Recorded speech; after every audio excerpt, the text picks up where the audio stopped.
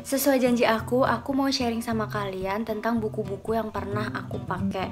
Meskipun ya aku nggak sering baca bukunya, tapi buku ini tuh pernah aku pakai di waktu-waktu yang genting. Tapi buat kalian, bukan berarti kalian itu harus beli buku-buku ini tuh, bukan. Aku cuman ngasih tahu aja buku-buku yang pernah aku pakai itu apa aja, oke? Ya kalian juga bisa cari referensi-referensi lain bukunya seperti apa dan bisa kalian bandingin. Kalian cocoknya pakai buku mana atau informasi yang bisa kalian dapetin itu dari buku yang mana. Jadi buku yang pertama adalah buku ilmu resep dari DRS HA Syamsuni APT. Nah, buku ini itu penolong aku banget waktu baru masuk farmasi. Karena apa? Kan aku dari SMA. Jadi aku yang nggak begitu tahu kayak sediaan-sediaan farmasi itu kayak gimana, tipe-tipenya apa aja, bentuk-bentuknya apa aja gitu. Nah, sedangkan di buku ini itu dikupas tuntas, mulai sediaan-sediaan farmasi dari yang bentuknya padat, semi padat, terus yang steril, terus juga ada yang aerosol pun dibahas, mulai dari pengertiannya, keuntungannya, cara membuatnya, teknik-teknik pembuatannya kayak gimana. Nah, terus di buku ini juga itu dia ngebahas tentang konsep-konsep umum kefarmasian, misalnya kayak tentang resep, salinan resep. Nah, dalam resep-resep pun ada bahasa Latin, singkatan-singkatannya. Di sini tuh juga ditulisin singkatan-singkatan bahasa Latin dan artinya apa itu ada juga di sini. Terus dia juga ngejelasin tentang penggolongan obat dan penyerahan obat itu kayak gimana. Terus dia juga jelasin tentang sterilisasi. Mungkin bagi anak-anak yang datang dari SMK Farmasi itu udah familiar banget tentang apa yang ada di dalam buku ini. Tapi kalau bagi aku sebagai mahasiswa yang datang dari lingkup SMA itu bener-bener tercerahkan setelah membaca buku ini. Kayak oh ternyata kayak gini, oh ternyata kayak gini. Dan ini tuh pengetahuan yang penting banget, karena ini menurut aku tuh bener-bener pengetahuan dasar yang harus dimiliki oleh mahasiswa-mahasiswa farmasi. Pokoknya top buku ini. Nah, terus buku yang kedua, ini adalah buku catatan temanku semasa SMA kemarin. You save my life, sis. Nah, dia itu ngerangkum materi-materi semasa dia belajar dulu waktu SMA. Anaknya kan juga pinter, akselerasi. Jadi rajin pol deh, pokoknya semua materi tuh ada di sini, dan ini tuh ya yang penting-pentingnya gitu. Nah, buku ini itu aku pakai waktu aku ada mata kuliah kimia organik sama kimia dasar. Nah, kita lihat ya ini buku apa aja, sekalian aku kasih tahu kalian materi-materi kimia yang masuk di kefarmasian itu apa aja. Tapi ini kimia dasar ya, kimia dasar yang ya sebenarnya harus dipahami oleh setiap anak farmasi. Tapi kalau nggak paham juga nggak apa-apa, kan harus dapat A. Yang pertama itu ada struktur atom, ya standar sih, struktur atom itu masuk ke kimia organik, kayak aturan-aturan Aufbau gitu. Terus nentuin golongan-golongan itu kayak gimana, itu juga masuk ke kimia organik. Massa atom relatif itu juga ke kimia organik, juga kimia dasar sih. Terus ikatan-ikatan kimia itu juga masuk ke kimia organik, ada juga di kimia ini. Ikatan kovalen gitu, itu juga masuk ke kimia organik. Terus kovalen polar, kovalen non polar. Ini ikatan-ikatan itu dia masuk ke kimia organik.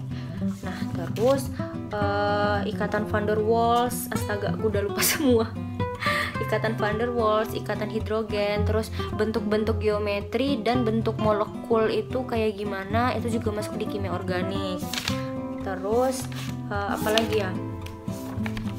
Nah, ini udah masuk nih senyawa-senyawa elektrolit, senyawa redox itu juga masuk ke dalam kimia dasar. Terus tata nama senyawa. Nah, tata nama senyawa ini masuk ke dalam kimia organik deh kalau nggak salah. Terus persamaan reaksi kimia, hukum-hukum dasarnya kimia kayak hukum kekekalan massa, hukum perbandingan. Terus ada stoikiometri yang ada molaritas, molalitas, itu juga masuk di kimia dasar. Terus apalagi ya, rumus empiris, rumus molekul itu kimia dasar, dan di kimia organik juga ada. Nih, reaksi pembatas ini juga penting dan ada di kimia dasar. Nah nih, terus senyawa hidrokarbon ini pasti banyak banget dipelajari di kimia organik. Ada alkena, alkuna, alkana. Nah terus itu isomer dari alkena, alkuna, alkana tuh kayak gimana, tata namanya juga kayak gimana. Terus ada apa lagi nih, ada kalorimeter masuk juga. Terus teori asam basa tadi udah disebutin belum ya? Teori asam basa masuk, laju reaksi, terus kesetimbangan kimia. Nah kesetimbangan kimia ini juga benar-benar penting sih dipelajarin di kimia dasar, karena kan kita bakal praktikum nyampurin ini nyampurin itu. Nah nanti hasilnya gimana kita juga harus tahu, dan kita kayak nyari molaritasnya gitu juga harus tahu. Terus juga nanti itu kalau misalnya udah masuk analisis farmasi, dari molaritas itu kita juga harus bisa nyari massa dari obatnya itu. Penting banget tahu pelajaran tentang kimia dasar ini, terutama stoikiometrinya ya.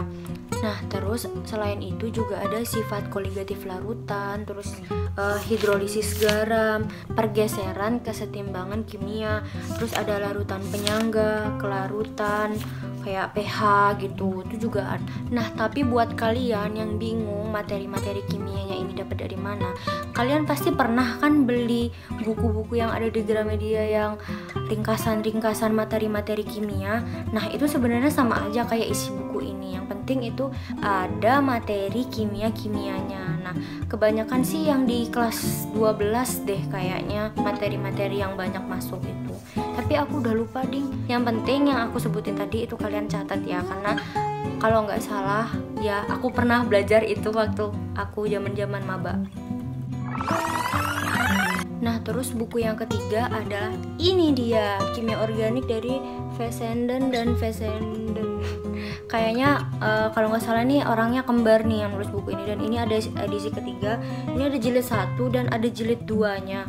Nah buku ini itu dia lebih lengkap karena dia lebih luas ya, lebih terperinci. Kalau misalnya buku yang dipelajari kita di kimia waktu SMA itu kan masih ya seputar itu aja. Nah tapi ini tuh dia udah berkembang lebih ke senyawa-senyawa yang lain kayak alkohol, ether gitu, terus senyawa-senyawa aromatis. Ada juga yang penamaan senyawa tadi juga ada di sini. Terus ya yang kayak reaksi adisi, terus apalagi ya, hukum Markovnikov itu yang aku ingat, hukum Markovnikov. Terus juga rotasi perputaran senyawa itu juga ada di sini. Buku ini tuh juga sangat membantu aku dalam belajar kimia organik ya, karena aku memang dulu waktu SMA itu nggak pinter banget tentang kimia tuh, nggak, bahkan aku bisa dibilang bodoh aku tentang kimia. Tapi setelah dosen aku ngejelasin, terus ada buku ini juga aku bisa baca. Aku tuh baca buku ini tuh kalau ada tugas.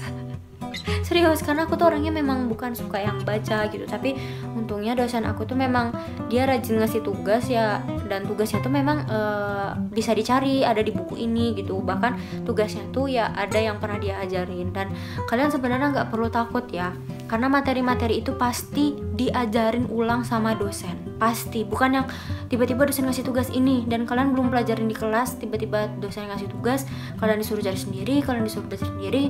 Enggak, kalau di tempatku enggak, tapi kita ya diajarin dulu di dalam kelas baru dikasih tugas. Nah buku ini itu sebagai pembantu kita juga buat memahami lebih dalam gitu, buat kita ya paham banget sama materinya gitu. Bukan berarti ya kamu harus beli buku ini, kamu bakal baca buku ini dari halaman pertama sampai halaman akhir, enggak. Aku bukan tipe orang yang suka baca buku, tapi buku ini membantu aku dalam belajar. Mungkin segitu dulu ya video aku, karena tadi aku mungkin banyak nyebutin materi-materi kimia ya, jadi kayaknya judulnya bukan sharing buku tapi sharing materi kimia yang masuk di silabus kimia dasar kampusku gitu. Mungkin bakal ada video part 2-nya, aku bakal jelasin buku-buku lain, karena sebenarnya aku tuh nggak banyak pakai buku cetak, tapi aku juga banyak pakai e-book gitu. Gitu dulu aja dari aku, sampai ketemu di video selanjutnya. Bye bye.